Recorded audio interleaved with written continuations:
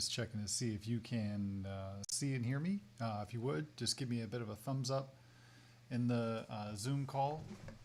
So I can see that you guys can actually see and hear. And it looks like you can. That's awesome. Get a couple more things set up here. Trying something a little bit new. If you are in the Zoom chat, or sorry, if you're in the Discord group, I am trying out streaming this not just to Zoom, but I'm also trying out streaming this over to my YouTube channel as well. Now, it's unlisted. It is not public. It is only for Ultimate subscribers. You've got to have the link to be able to get to it. That is only for all of you that are watching this. If you want, I can post the link to the chat as well inside of Zoom. But the idea here is I'm just trying something new out with our office hours. I just want to see how this looks, how this works, if this is something that would be interesting in the future, but it's not going to be a replacement for using Zoom. Everything's going to be the normal, it's going to be all normal stuff the way we normally end up doing this. So I take it you guys can all see and hear me, and so I'm going to switch over to my slides, and it looks like my camera is a little bit too zoomed in there. Sorry about that. Let's fix that real quick. Actually, I'm just going to shrink myself. All right. So let's go ahead and get started. I got a handful of things that I want to cover with you today. I don't have a ton of stuff to cover today, but I do want to run through a few things. I do want to end up running through a few things. So let's go ahead and let's start here with a couple of the slides.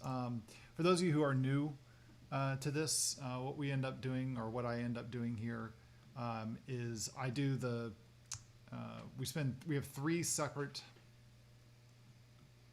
there, let's fix that. Gotta fix one more thing on my side. All right, there we go, now we're fixed. All right, so now I've got three things that we're gonna cover in the office hours. First one that we're gonna end up doing is about a State of the Union, so just where we are with the SharePoint framework. Second thing I will cover is around course updates. I do have some updates for you, and a handful of questions. Now, nobody has submitted any questions ahead of time. I do have one item that I do want to discuss with you. I do want to make sure that you're aware of it, but I don't think I'm going to fill up the entire hour today unless somebody's got questions. So if you come with questions, now's a good time to do it, or go ahead and post them. So let's go ahead and let's dive into the first part. So a quick first State of the Union, just as a really quick refresher. This will be the last time I show this slide, but I'm publishing stuff. I'm trying to do, every time I do a blog post, I'm recording a video to go along with it and posting that video to YouTube. Some people like to watch videos on YouTube instead of reading articles. Some people like to do stuff on podcasts, listen to podcasts as well. So however you really want to get your content, I'm trying to give it to you in all these different ways. So you've got a video that you can watch, voitanos.tv. That'll redirect you to the YouTube channel. Voitanos.show redirects you to a page on our website where you can subscribe to the podcast, which honestly right now that's just the MP3 or the audio track from the YouTube video. It's nothing more special than that, although that's going to change in about a week or so. So watch the blog for more information on that. And also, you can also read the article that I publish. So I have a few things that I will want to touch on in today's office hours about some recent stuff I've posted that I want to make sure that everybody is at least aware of. Another thing too, I've been saying for the last couple of months that we were going to stand up the community on Discord. I see a handful of the names here I recognize.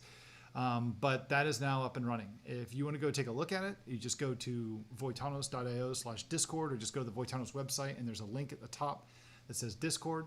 You click on that, it's got all the information you need. It links to a video that I've published on YouTube that also explains it and walks through all the stuff about getting everything set up. The one thing I want to highlight here is that I've noticed that some people have not gone through the entire onboarding process. So it's kind of like 3 stages or that you've got to go through. You first have to join the Discord server. So all that is that's just basically the Voitanos account on Discord. And there's a link that you can, a button that you have that I have on the website. Actually, let me just pull that up. Where's my browser? There we go. You guys should see that. So if I come over here and I look at, I go to Discord at the top, and what you see here is there's this button here about join to Discord. And what that'll do is take you over to Discord and ask you if you want to join the Voitanos community. If you already have a Voitanos, if you already have a Discord account and you're logged in, it'll take you right into Discord. If you're not already logged in, then you have to, it'll ask you to log in. And if you don't have an account with Discord, it'll ask you to create an account. This works a little bit like how Slack works, where you create an account with Discord and then you join as many different servers as you want to join. But it's completely self-service. Once you've joined the server, there's one thing that you'll see. You'll see just one channel here, or you'll just see this one thing where it'll ask about, let's see if I have a picture of it here. Yeah, so here you'll have this one thing showing up where it's just one channel that shows up that just says verify, and you simply have to like read the terms and conditions and say things like, I'm not going to say like offensive and a racist stuff, and be nice, not hateful, blah blah blah. And once you click on the little thumbs up to say yes, I agree to it, then what it does is it adds a role to your account where you will then be able to see a whole bunch of other stuff. Once you've done that, you then have to link your Voitanos account that you have over on the Voitanos website that you use to log in and watch the videos for the courses. You have to link that account to your Discord account. And then that's also explained down here how that works. And I have a video that demonstrates it as well. The thing though that you'll see is that over here, if you are in Discord and you've joined the Voitanos server and you don't see all these channels over here on the left-hand side, first of all, everybody should have access to the ones that say tech and the intro ones at the very top. Those are the ones for anybody can join, any students, non-students, whatever. That's what you get to see after you click the verify button. If you are watching this video though, that means you're an ultimate subscriber, which means you should also see all the stuff that underneath mastering SPFx. And in this case here, or I guess here, I'll just go over and I'll actually jump into my Discord. You should see all of these channels that you see that I'm listing right here. All of these channels, these are the ones that you have access to as a Voitanos, as an ultimate subscriber. You have to go, there's a process that you have to go connect your account on Voitanos to the Discord account. It's really simple. You just go into the channel, the chapter listing page for each of the courses that you've purchased, and there's a button that just says connect to Discord. Walks you over to Discord, says authenticate or authorize Discord to do these things on your behalf. You click the authorize button and it adds another role to you. So like, for example, if I just take one person as an example here, you can see Don, who has not joined us yet today. But Don has gone through and he has, if you can see this, he's got these three green roles here. And each one of those green roles represents a different bundle in the course. Once he's been granted these different bundles or these different roles, that's what is going to cause these different channels to light up. So once you've done it for the ultimate bundle, you'll see things like the mastermind channel show up that you see here, where people can discuss, talk about different things, and same thing with the office hours as well.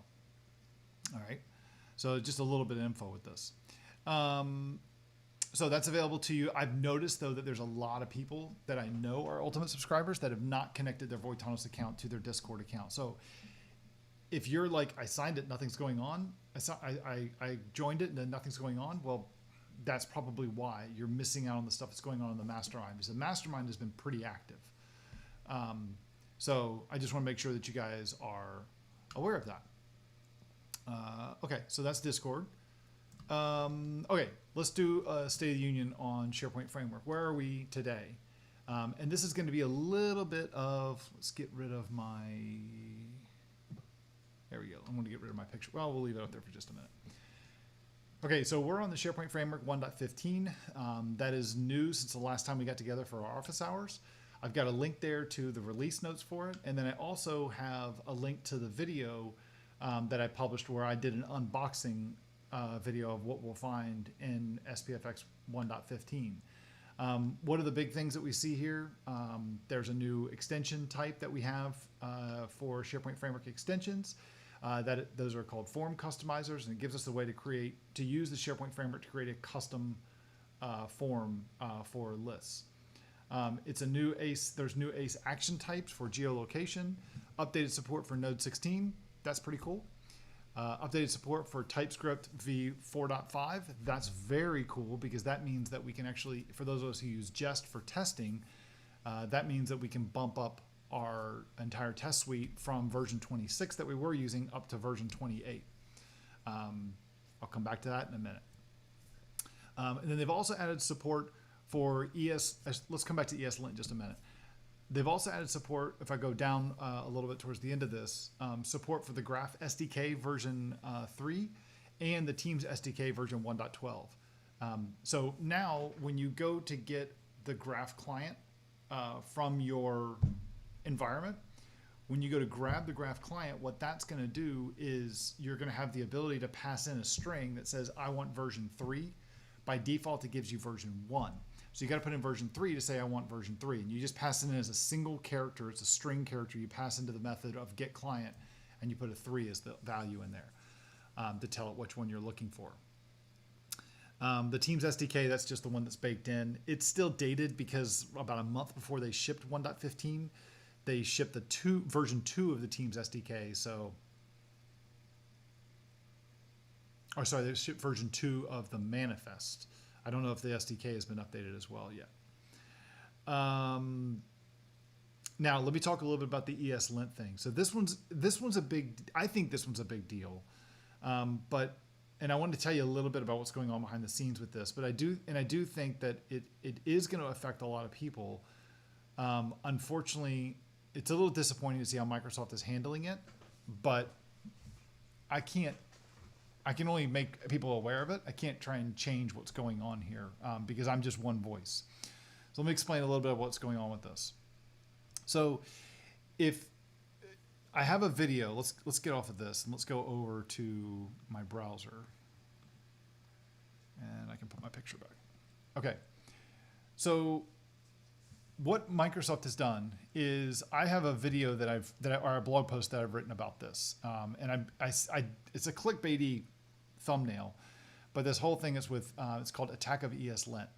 What Microsoft has done, and I love the change that they did, where now that they got rid of TSLint that was the default in SPFx projects, and they've added in, or they've replaced it with ESLint. That's great. TSLint is old, deprecated. We shouldn't be using it anyway. The downside to what they've done, though, is, in my opinion, they have added in more rules, more linting rules, than what I think most people are going to want to use. And I'm of the opinion, I want to make sure I'm clear about that. I'm of the opinion that one of the things that they have done is they're trying to enforce their opinions on how we should be writing our code into every new SPFx 1.15 project. So like, for example, they say that you can't just create a constructor with no accessor on the front. You have to put the word public. It's unfortunate because, I mean, in TypeScript and in JavaScript, if you don't use the accessor public on a member in TypeScript, it assumes it's public. So now I have to type that in. Another one that, this one really just gets under my skin, but it's just my preference, is, let me find that. So like, see how I'm writing this one? Let's see if I can zoom that in a little bit. So see how I'm writing this constructor here where I say, actually let me back up a bit. There we go. So I'm writing this constructor where I say constructor, and then I put private, and then something equals hello world. This is not going to pass the rules that they normally give us. This is going to give me a warning. And the warning that it's going to throw is that they're saying you can't use, I think it's called, you can't use, was it accessors? No parameter properties. I can't use the parameter private on one of the properties I'm passing in. What this code is allowing me to do, what I've written here, this is shorthand for really writing the following code. Writing a private member, putting a private member in the class, and then having some value being passed in, and then setting that value to the private member. If I just put the word private in front of this, then it writes this code and this code for me. So, I mean, as a developer, I like that because I understand what that means. And it's just a little bit of shorthand. It's something that TypeScript, the language, supports. By default, Microsoft says, no, you shouldn't do that. Or the SharePoint Framework team says, no, you shouldn't do that. And I say this in the blog post, and there's a video that goes along with this. And every single one of these rules, I kind of explain it more in depth. But what I say in this post, and I mean this, is that I don't think that it's Microsoft's role to tell us how we're supposed to write our code. I like the fact that they put ESLint in there.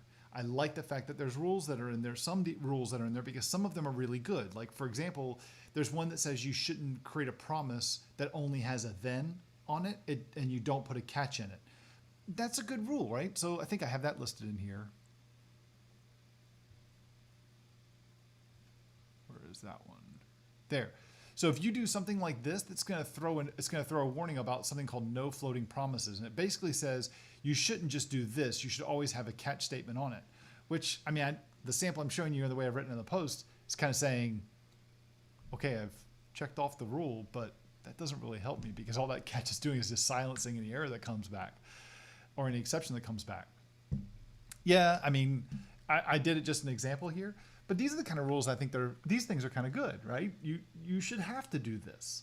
But some of them are really, I think, are a little overbearing, like telling us that we have to always have a type defined. Like I have to always put a string on any type that I define, either in an attribute that's being passed into a parameter that's being passed into a method, or when I define a new member, I have to define his type.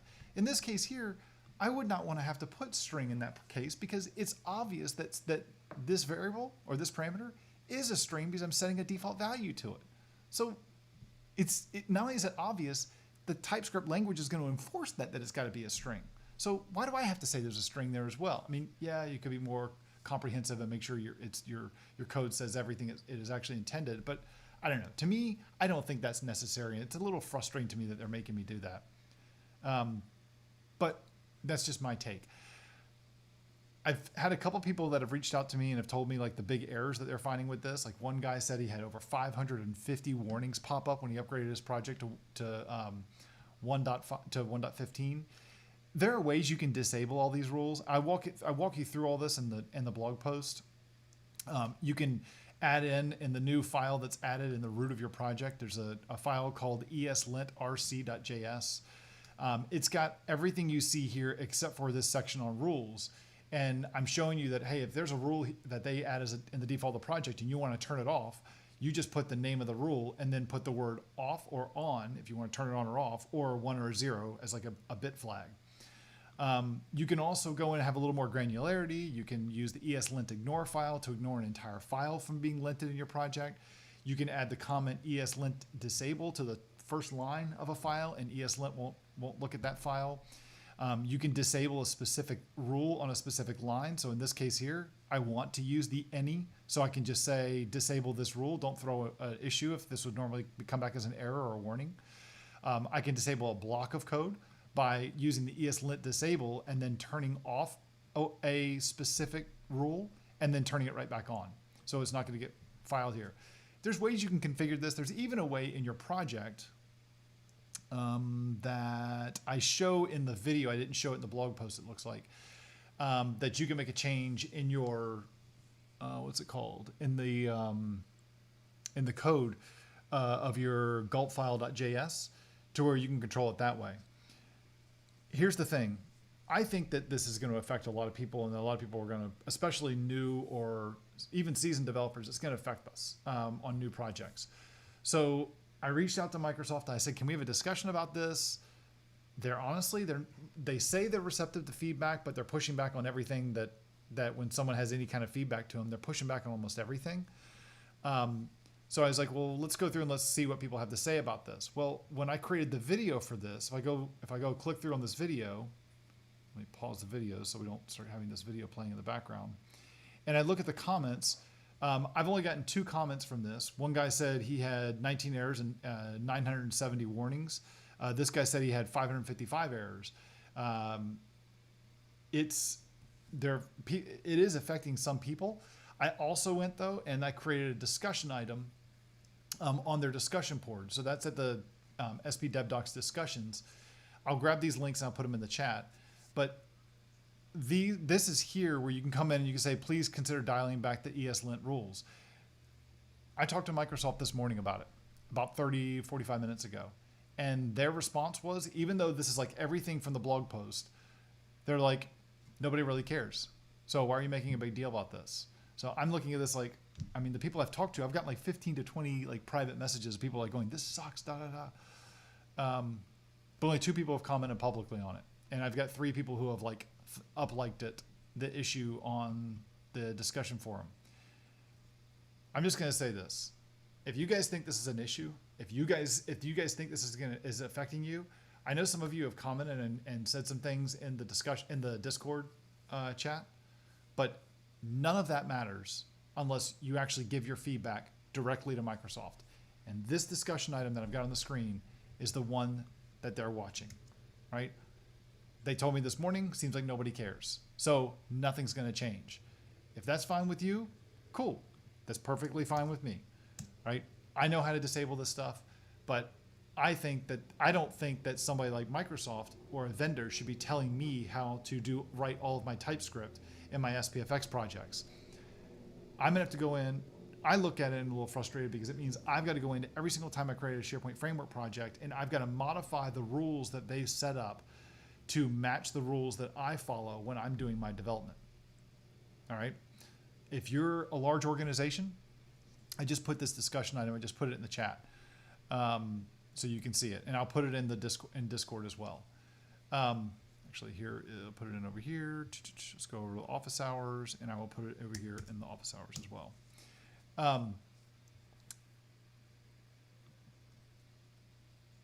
I use TypeScript, so I look at it. I'm not an unusual use case.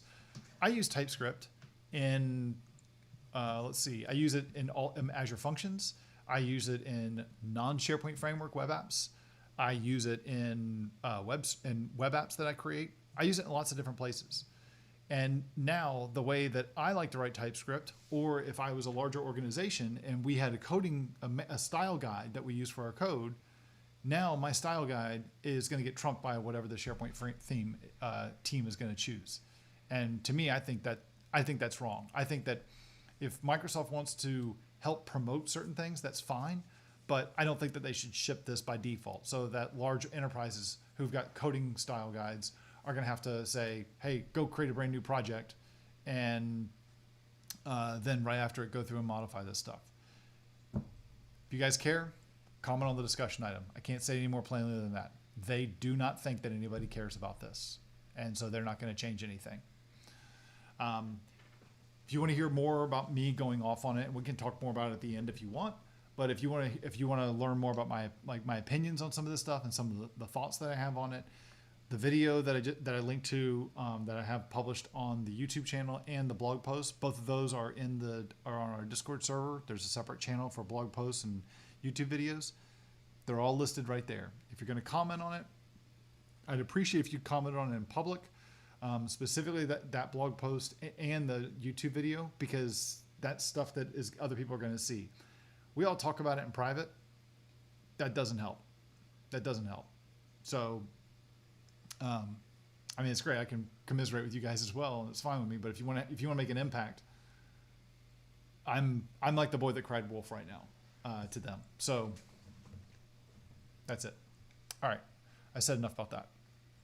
So let's stop being the boy that cried wolf, and let's talk about the next version of the SharePoint framework that's coming. So we don't know much about this. We haven't seen much about it, but this is apparently going to be version 1.16, although they've talked about a version 1.15.1 that's going to ship sometime in July. I already found a handful of bugs in SPFx 1.15 that they've already fixed, and they've said are going to be included in the next release, which is going to be 1.15.1. But it's going to kind of come out of the blue. They said there's not going to be a beta for it. There's not going to be a release candidate. So kind of breaking their own rules, but yeah, at any rate. the next thing that we'll talk about then is so the next major release that they're going to have, and they said this is coming sometime in July or August. I really don't expect this coming in July. Probably August, September is what I would expect. There's no way that this is coming in July.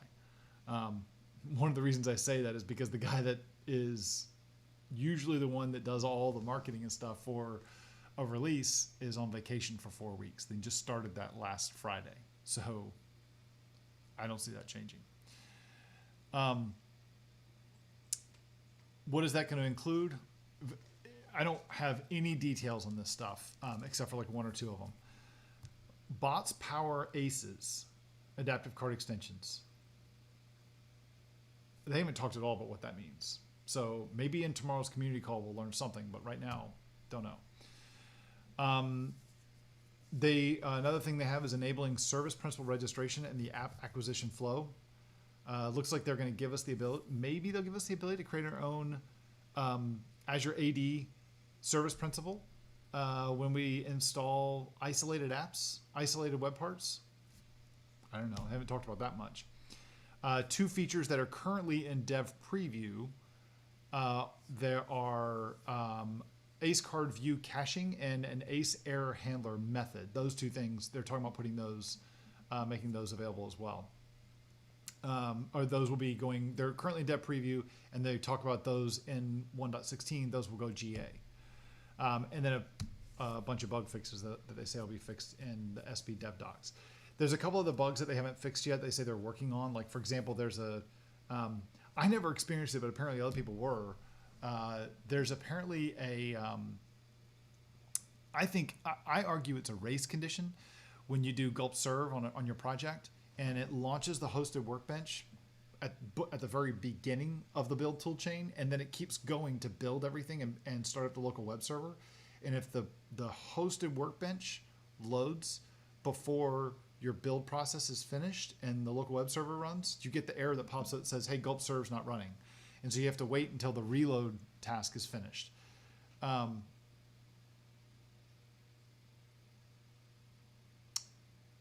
have not seen anybody say anything about the audio issues being low. It was pretty good just a few minutes ago, or at least when I was doing the test. Sounds fine for me. So it might be, sorry, Mike, it might be you.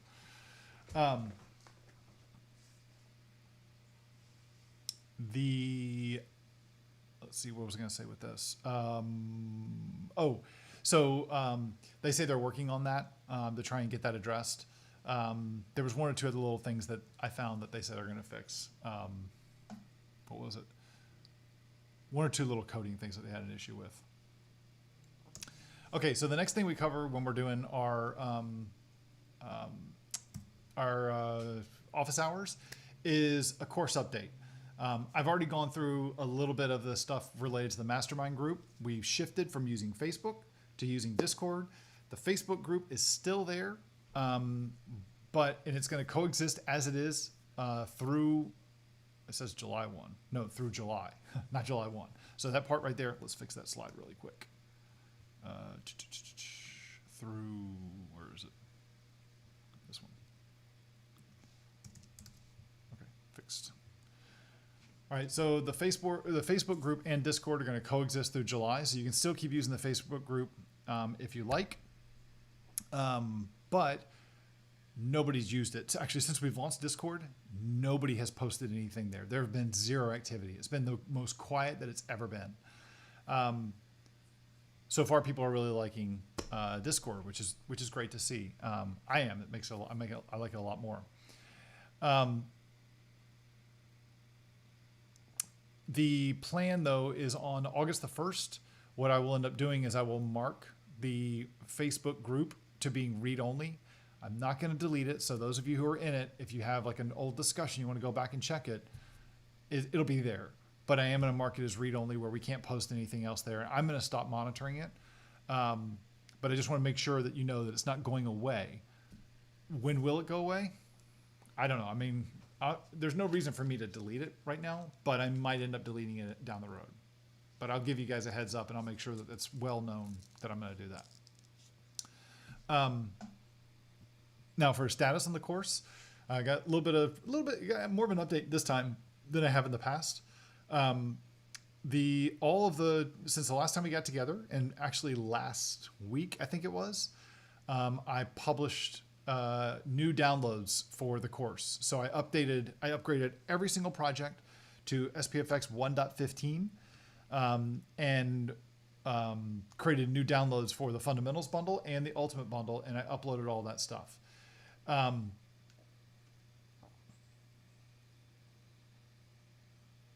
Cool. Thank you, Don. That was good. That's good to see that. And that's weird because it still shows me only one person's watching and I'm watching it.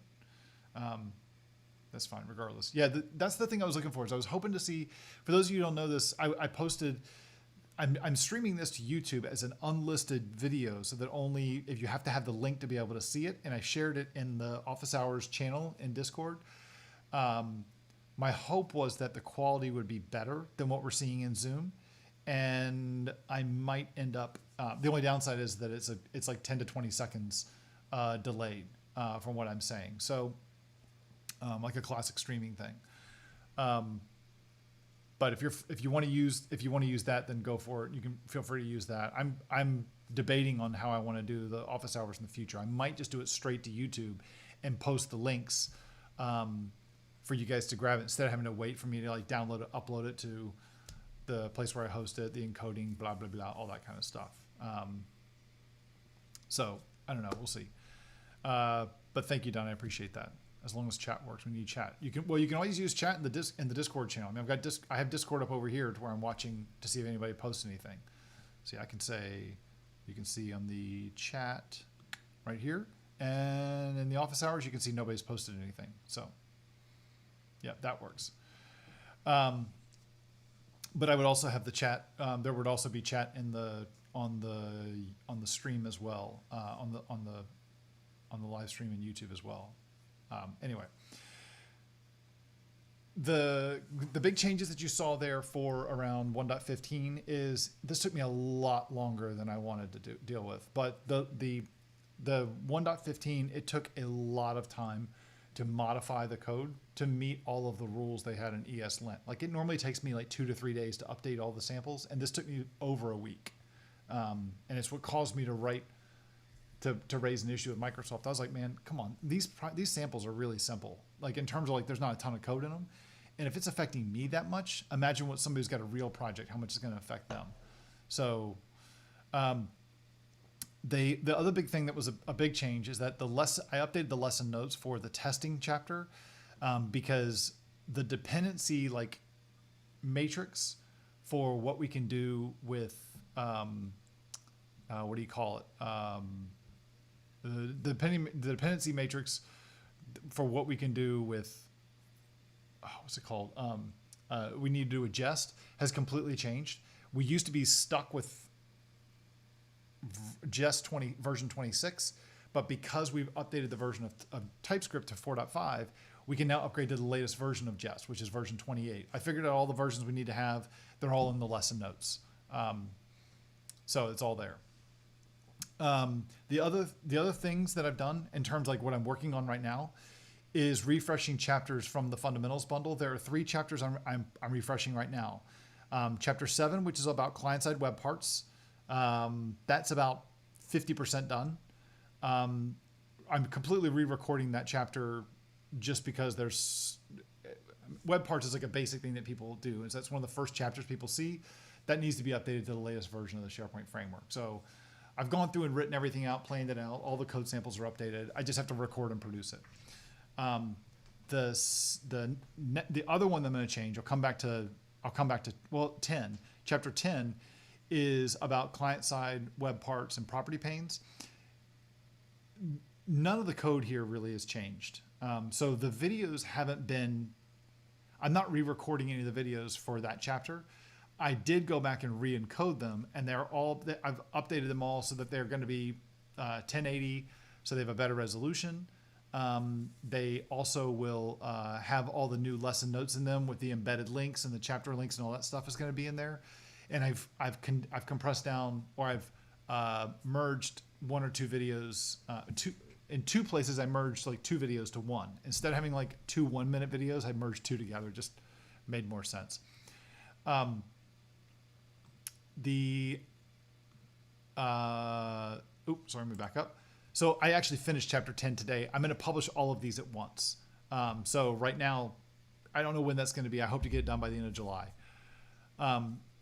The extensions chapter, I'm also completely recording this one because I know extensions are also, like web parts, are very popular. And I'm going to record a new lesson on the latest extension that we have, form customizers. Timeline on those, it's my top priority now to get these done. So it's coming soon. It's just not done yet. Okay, so that's basically it. Actually, so I'm going to come back to your questions you posted, Jim, Mike, in just a minute. But Jim, I see that you posted something. You said, I'm really looking forward to the form customizer lesson. What kinds of things do you want to learn on how to do that? Because right now, you could go crazy on this, but my plan right now is to show probably 2 different demos. One of them is using doing something just native with no React. So basically building out a form, you find out what an item is that you want to update. You go fetch that item. You populate the form, you save your changes or you cancel, and then you go update it and it goes back to SharePoint. So the full life cycle of that one. And then I'm going to show the easy one too about, let's just use one of the controls we have maybe from PMP. That is like there's a form that you can have where you can basically wire it to an existing list, and it will go through and give you all the fields that you want to that you can go through and edit. Those are the only 2 I'm really looking to do, because I could come up with tons of different scenarios, but it's a course I'm trying to teach you how this stuff works, and then from there it's kind of like, it's like a class on TypeScript. You don't learn how to do everything in TypeScript or how to build every project. You learn the language and how to be productive, and then from there you do what you want to do. So that's kind of it. But I am curious, like what? Okay, so that's what you're looking for. So that's what my plan is, to do those. But I am going to re-record all the lessons in that chapter, because extensions are pretty core. So I want to knock that out. Okay, so the last thing that we cover in these office hours are questions. And with that, nobody submitted any questions ahead of time. So let's go to the chat and let's see what we got here. So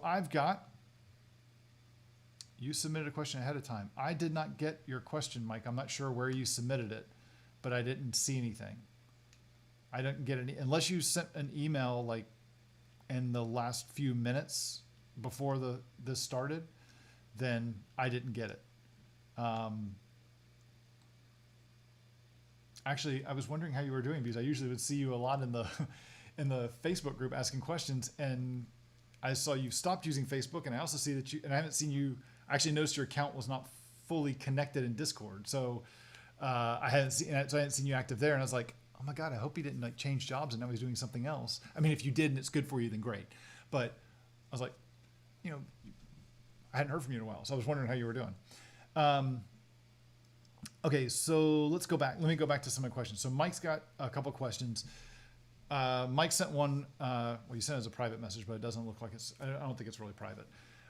So one question is, if I have to upgrade a project, go to 1.14 for now and not to 1.15, that's up to you. I would go to 1.15. And if anything, if you're of the attitude that I don't want to mess with the ESLint stuff, then there's a setting that you can go to inside of your gulp file, and you can make a change and just say, don't do it. Let's see if I can find that in my video. So I can find that in the video real quick for you so you can see it. I thought I had in the blog post. I got to go back and find that. Default linting, trigger with a build, options for disabling. That's one. I had it. I just can't remember what that.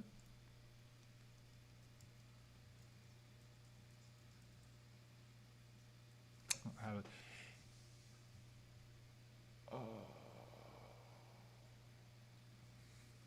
Anyway, so you actually, if I show you the thing there, this is kind of like what you end up seeing. You see all this like yellow screen of death right here.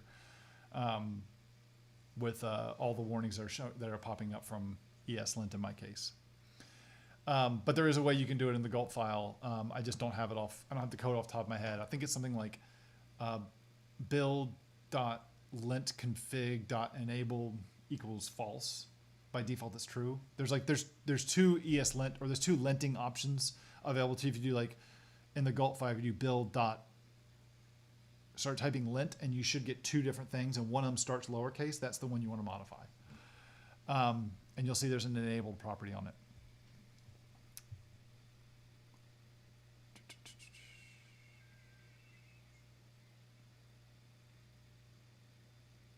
Email was sent on 7/7. Well, if you can copy, well, there you go. You just did. Cool. I'll come back to that. I'll look for the email. When you reply to the messages, they all come back. They're all supposed to come back. But if you reply when there's another big mass email that goes out, then that can sometimes get lost in out of offices. So that's why I was trying to say, telling people use Discord too, because then everybody can kind of see the questions that are popping up. So I encourage you to do that. But I would go through and upgrade your project to 1.15. I think that's the best approach, because it's the best approach going forward. There's no real, I updated 70 plus sample projects in the course, and I didn't have any problems with any of them. So, and the only ESLint errors that I'm seeing, the only ESLint messages I'm seeing are warnings. I didn't see many errors. I didn't see any errors when I was doing all my stuff. Oh, that's also your second question. So regarding that, if I have to upgrade a project, go to 1.14 now, not 1.15. I just go straight to 1.15. So far, there's nothing that I've seen that is going to cause 1.15 to be have breaking stuff. So you might as well just go all the way. Don is asking for if people are actually seeing errors or just warnings. I've only seen warnings. So is that good? Is it? I've only seen warnings. Usually that's what I mostly see with it too. I don't usually see errors. Don says, I'm presenting on the SPFx call tomorrow on upgrading SPFx projects. When I do this on a web part in the starter kit, lots of warnings pop up. Might need to mention the discussion and get David to post a link in the discussion, see if we can drive the discussion. So my plan, if I'm not mistaken, I am planning on going to the meeting tomorrow. Let me just double check my calendar.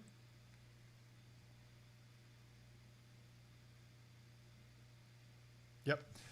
My plan is I've got something written up, and I'm going to post a block that's just saying, hey, with all these warnings that are popping up, or with all the stuff with ESLint, if you want to make your voice heard and have an opinion on it, here's the discussion item where that's to be done. Microsoft is paying attention to it, and that's it.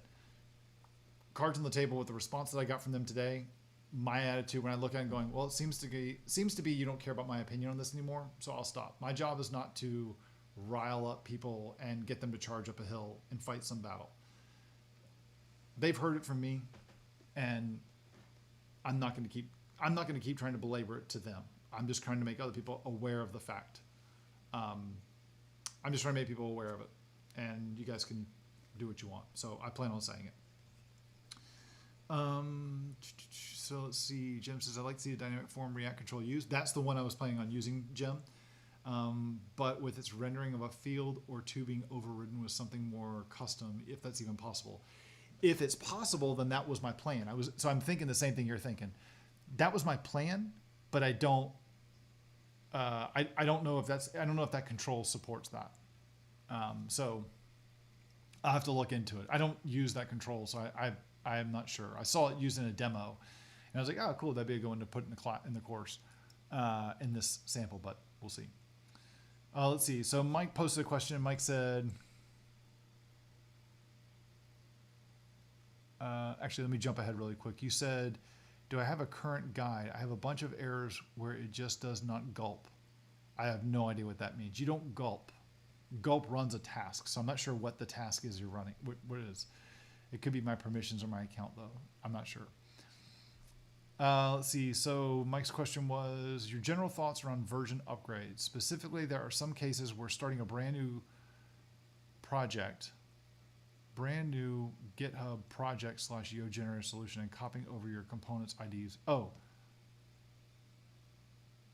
are there cases where you should start a brand new project instead of using an existing one? I have a number of 1.11 projects that I need to upgrade, at least to 1.14 to be on the same version of Node. I'm not sure what the best approach is. They're rather large, complex projects. Also, over the weekend, I was trying to get our production tenant with the SharePoint app. I was trying to get on our production tenant with the SharePoint app. I found that I had no issues seeing the 1.11 web parts, but I could not load it in 1.14. Is that the app? Is it something known? Attached are a couple screenshots. Okay, so obviously the screenshots aren't coming across in the chat. So, a couple things. I have no idea about when you're saying that stuff would work for 1.11 but not 1.14. I'd have to see what the problems were that you were having. So I'm not sure. When it comes to like upgrading your project, if I wouldn't recreate your project. I wouldn't recreate your project with brand new GUIDs and brand new IDs and everything. I would always upgrade the existing one because anywhere it's being used, that's what's going to be updated. If it's being used in multiple places and you deploy a new one, you got to go find all the old ones, delete them, and put all the new ones in. An upgrade should work just fine. If it doesn't, then you want to look at why isn't it upgrading and what's the reason, or why an existing one isn't working. The only time I ever have seen where it makes sense to completely start with a brand new project is if there's something something has gotten seriously corrupted in the project or in your what do you call it in the where the project's being used.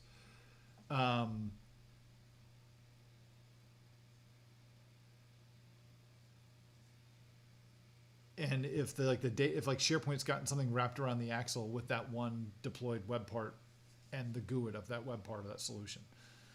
But that is to me, that used to be, I saw it more early on, but to me that is so rare that I would not concern myself with it unless it actually happened, and then I would actually deal with it. But instead I'd always go through and upgrade an existing project. I'd always upgrade a project.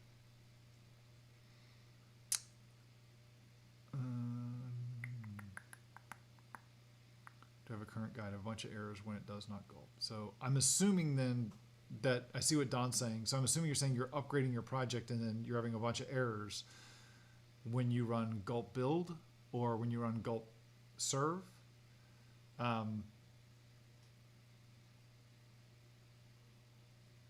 It's kind of hard to know. For me, gulp serve. Okay, so then where are the errors happening? Are they happening in the build process? Are they happening in the bundling process?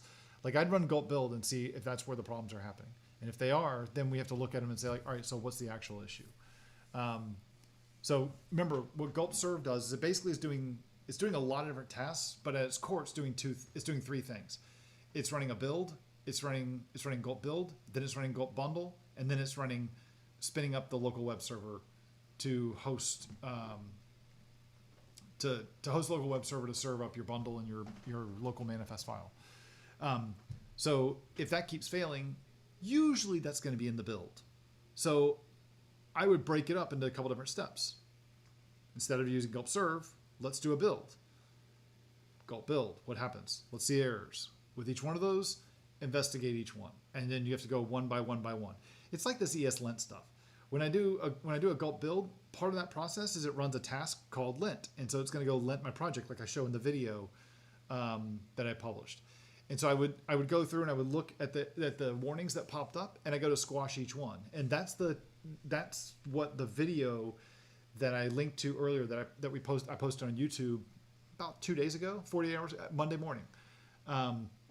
And I walk through like, hey, look, here's all the warnings. Let's go through each one of these and let's see how to go through and address them. So, what does it mean when you see a warning of explicit memory accessibility, or when you see type def, or when you see naming convention, or when you see no async await, stuff like that. It's like, which one is it? And you have to figure out what is the rule telling me, and then what does it mean? Do I need to change should I change my code, or do I need to change the configuration of the rule or just disable the rule? So that's all. And I see you guys talking about like the CLI for Microsoft 365 and doing an upgrade there. There is a discussion item that they're looking at to help with this ESLint stuff. I'm not much of a fan of what they're doing. I would prefer to see this coming from the core project, from every new project, because the only thing that the CLI is going to do is it's only going to affect projects that you're upgrading. If I create a brand new project, that does nothing to help me. And so that's why I'm like, well, why don't we focus on getting the actual problem fixed instead of fixing the symptoms so that the symptoms don't happen. But the CLI guys wanted to go do something to try and help with those people. So whatever.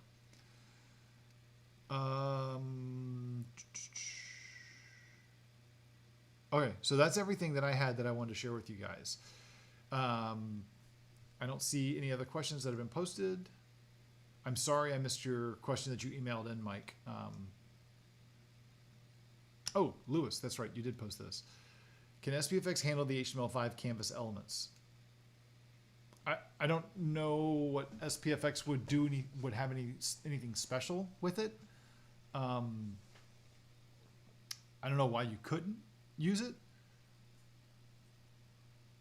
To me, it's one of those things you got to just give it add the canvas to your web part and try and interact with it and see if you run into an issue. And if you do, what is it? And then you have to investigate from there. It's kind of like the drag drop stuff. Like, is there any reason why we can't use drag drop in SharePoint framework projects? Like, yeah, there's no reason why you couldn't do that. Until we saw that there was something in Microsoft 365 and the JavaScript stuff they've added where they were actually swallowing the events for click events. So you couldn't do, or drag drop events. So we couldn't use it because something above us was swallowing that stuff. I think they fixed that. I'm not sure, but it's something like that, right? So that's one of those things you just don't know until you try it. It's one of the downsides of working inside of another product is we don't know if the product has done anything to block something from us. I've not seen any issues with people trying to use the canvas, but then again, I don't know how many people are actually trying to do it. So it's a good question. Mike, I see you said you forwarded the email directly to my email address. That's cool. Just as an FYI, the other email address goes to the exact same place. Both of them go to the same place. The only difference is the one that you saw where there was where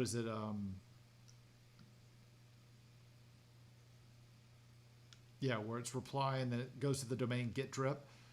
Just so you know, drip is the email platform that I use, or the email system that I use. That long email is the one that's a way that drip uses it to track that you are the one that sent a reply to that. So when I send an email out to 20,000 people on my list, 30,000, whatever it is, if I send an email out to the tens of thousands of people on my email list, and one of them replies, it allows me to look at the stats and see like, well, how many people replied to this email? Not who replied to it, but just general anonymous stats. But that's the way that unique alias at the front is how it figures out that it's like, oh, we know that Mike did this. It doesn't tell me that Mike did it. It just simply says, oh, we know that this individual replied to that email. So I still get it. But since you did that, and since we're here and we don't have any questions and I've got about 5 minutes left, let me go over to my mailbox and let me go look. And yep, there's the email you forwarded.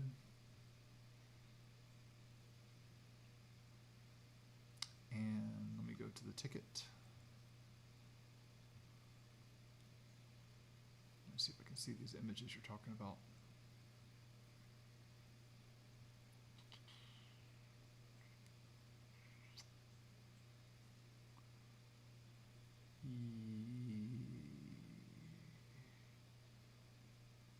Yep. You sent the email last Thursday. Oh, I think I did send a blast email out last Thursday. That's why I didn't see it, because it probably got caught up in all the other stuff. Okay, there are 2 attachments. Let me go look at these. Actually, I didn't even read your email. Let me read your email.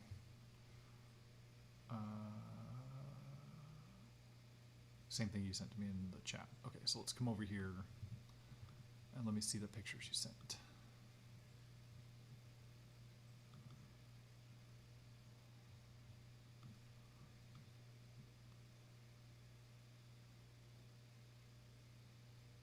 Component ID is invalid. That was one of them.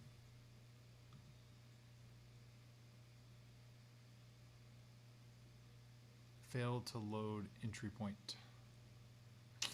Unfortunately, I don't know. Based on what I'm seeing here, I don't know. It's having a problem loading the. It's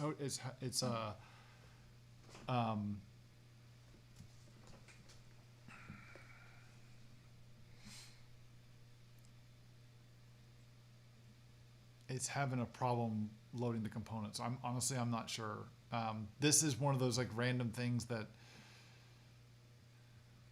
it's going to be really hard for me to troubleshoot this based on what you shared. But like what I would end up doing is, when I first time I see this, I'd go back to the original project that you had. I would go through the upgrade again. I would try and get it up and running locally again before I deploy it to our production environment, and see if you can, and see if you get any bit of a different instance there. Our tennis policy is enabled where normally on an uncontrolled device the web part is blocked, but in this case it's only 1.14. I'm wondering if it's the SharePoint app. I have no idea. I don't know what policies it would be. Oh, you block uncontrolled. Okay, so it's a device that's not Intune managed. You still can take that web part that you created, and if it works fine on your PC, if that's the difference between like some policies, it could be a caching issue. I have no idea. Is it deployed globally? Like is it a tenant scoped app that's deployed globally, or is it one that you deploy to a site collection scoped?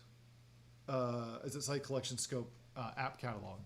Because what I would try and do is I would try and deploy it to a site collection scoped app catalog in your production environment, completely clean, to where one, it's not been installed. So go to create a brand new site collection, deploy it there, test it, and see what that does. So there could be some, I don't know what would be causing that though, but it's starting to go down the route of, it's something unique to your environment, which that's not going to be fun to try and figure out. And especially with the error that you're getting, it's not being very helpful to give any kind of clues on what that problem is.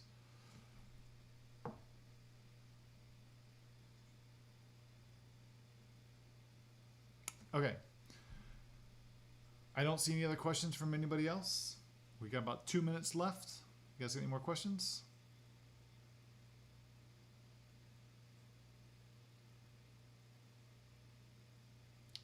I don't see any coming in, so I guess we're gonna go ahead and start wrapping up. Perfect timing. On to the next meeting. Fun. They're all installed in the tenant app catalog, but only the 1.14 has the option to add to a page before adding as an app to the site.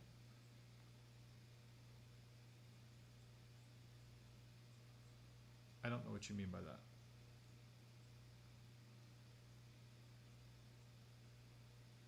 Oh yeah, you have to install. Yes, you have to install it. So wait, in 1.14 you changed it from being. So the one you have to.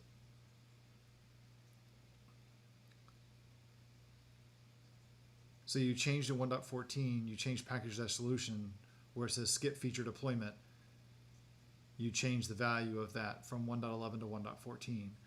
That I would not do on a project. Once that project has been deployed, I would not change that from one version to the next.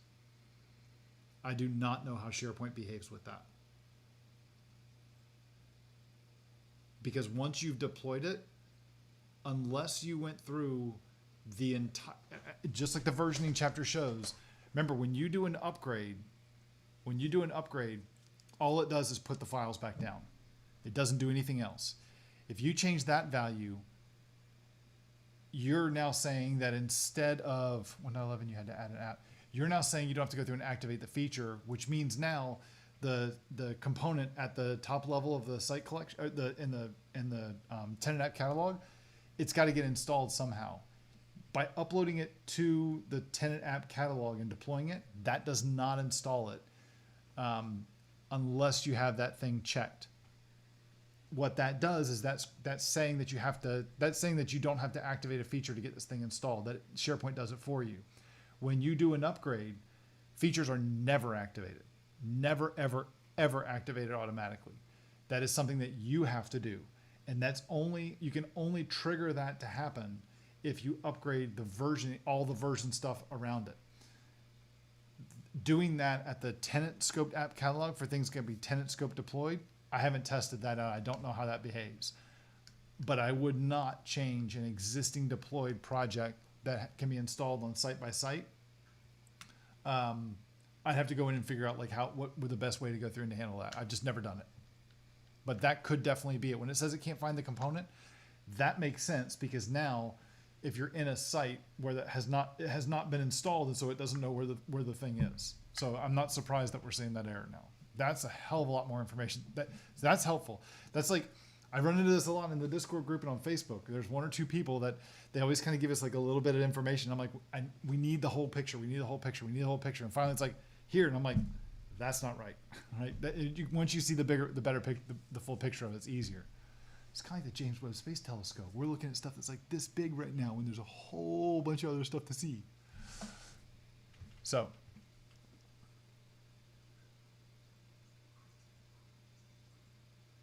well, in that case, it's referring to a totally different one than the 1.14 that does not work. 1.14 where it was created is brand new 1.14.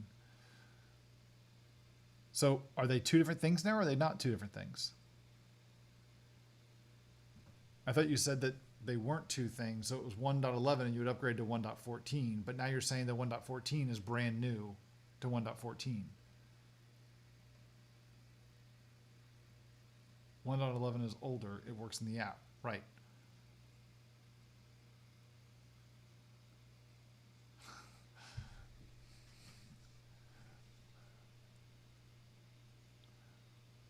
You watched the same presser that I don't know if you watched the same press conference that I watched, Lewis, but I get that he's an astronaut, but having Bill Nelson be the one to try and explain that, who's 80 some years old, to someone who's like 80 some years old, and the way they were kind of fumbling, the way they were speaking about, I was like, guys, I get that you're the NASA administrator and I get that you're the president of the United States. Let's have a scientist explain this to us, please. Okay, thanks, bye. Okay, the 1.14 web part was the new one that's created 1.14 from the start. It does not work in the app. So brand new from the start, brand new GUIDs, everything, new name, all that stuff.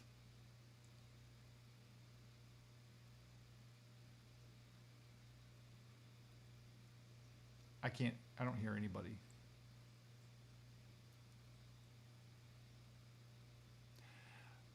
Sorry, I don't have this set up to be able to hear what people are saying. So I'm sorry, I didn't know that I wasn't doing. That's one of the reasons I'm trying to switch up from Zoom. So I'm just looking at the chat. Everything is new in 1.14. So then that's something different. So this is not an upgrade issue. So the name is different, the GUID's different, or the IDs for the component, the ID for the solution, you just copied code over. And it's a brand new name. The name shouldn't matter, but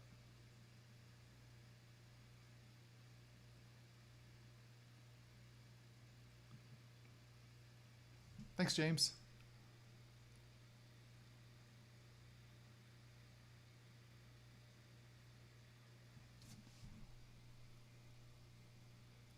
Yes, that's correct, Don. It does. Okay, so then we don't care. So the 1.11 app that you're talking about, Mike, then that's not relevant to the discussion. Is that correct?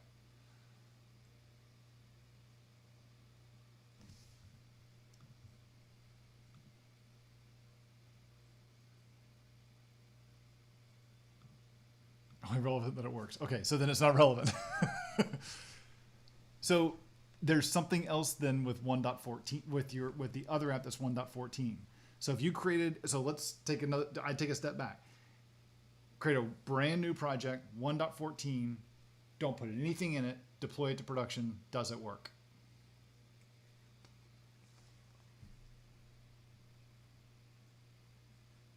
This is the next test. That's what I would look at then. You mentioned something about policies being different and stuff. So between your different environments and some stuff not being allowed to work and some does. That's what I would look at. I'm also not sure what you're referring to as the SharePoint app. I'm not sure what the SharePoint app is. Are you talking about like a mobile experience? Are you talking the SharePoint mobile app, or are you talking about that you've created this as it's the one on my iPad? So does it work in the browser? So this is that like if it's working on a mobile app, or if it's not working on a mobile app and it's working in a browser, that's something that I would say that you're gonna have to post that to Microsoft, that there's something else going on there, because there may be something wrong with the mobile app. If I would test them in the browser first, because that's the one that's like works here, bug in the mobile app. There's lots of stuff that we've seen from the SharePoint experience, from Teams, from Viva, of stuff that works in the web experience and that does not work in the desktop or the mobile apps or one of the other things. But the web stuff is the one where stuff is always supposed to work.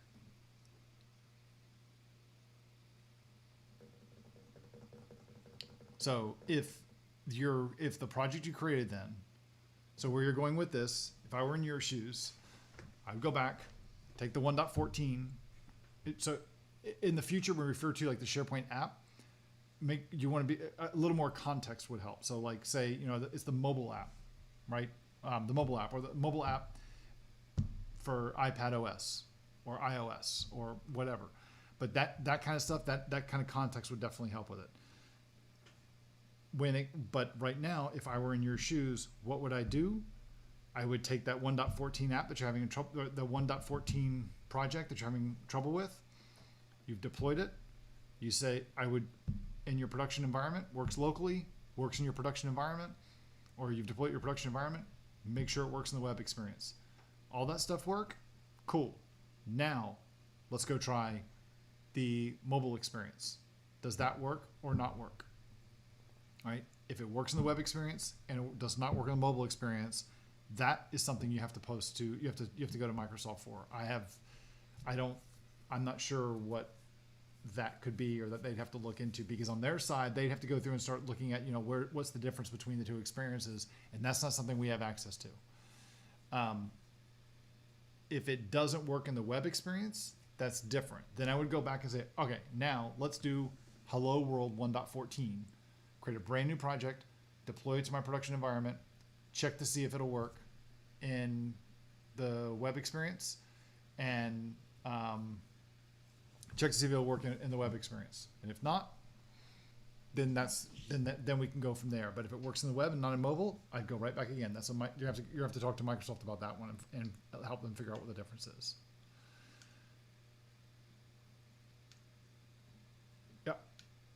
Does it work on the hosted workbench? The more information that you can give them on like what I've tried here, doesn't work. I just has a web experience, not in mobile web app. You get the error. I'm guessing something to do with the project or 1.14 is affected by the tenant policy. Yep. Test the web experience on the iPad. So that won't matter then, right? Because then it's just you're looking at a web client. Where the web client is, that won't matter. Shouldn't matter. John, I see your question there. Am I going to develop more chapters for Viva and Teams? So for Teams, no. This course is about the SharePoint framework. It's not about Teams.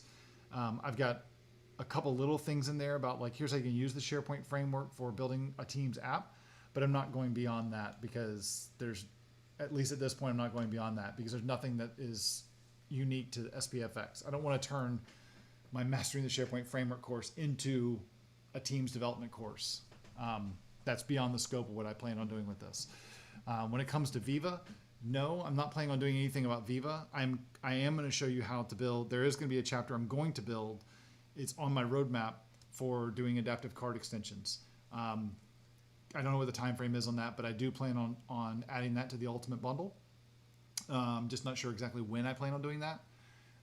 But there will be a chapter on adaptive card extensions. I'm focused on a couple other things that I think are more important, that are more demanding, like extensions and web parts first, as I'm going through the entire refresh list. But I have been asking people about, what you're interested in, what you want to see first, and so I've been basing that list. I've been basing that list on all the chapters that are there. In terms of roadmap, in terms of what's new, it's a chapter on adaptive card extensions. When it comes to all my existing chapters, it's address anything that is breaking that needs to be updated. So I know that I'm doing the stuff I've already gone through already today. Those 3 chapters that I'm updating. The chapter on React is going to get a bunch of attention. To show about using React hooks. The testing chapter I don't think is going to get an update.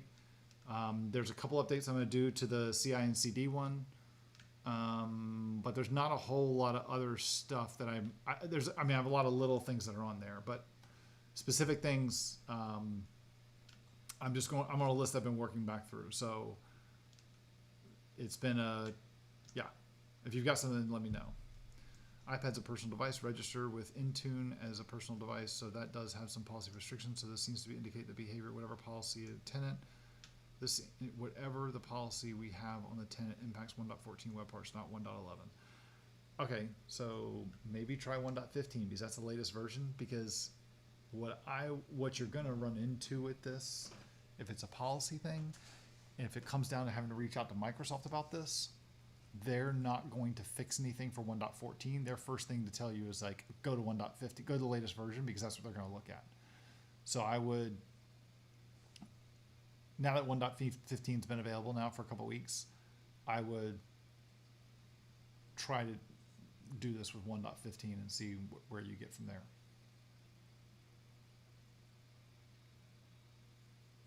And finish the registration stuff on Discord and let us know how it's going in the mastermind group, because that's interesting. Cool. Okay, everybody. So I've gone about a little over 10 minutes past what the plan was. But again, thank you very much for joining us today. And if you've got any questions, that's what the Discord group is for. So if you would, make sure you head over to voitanos.io/Discord.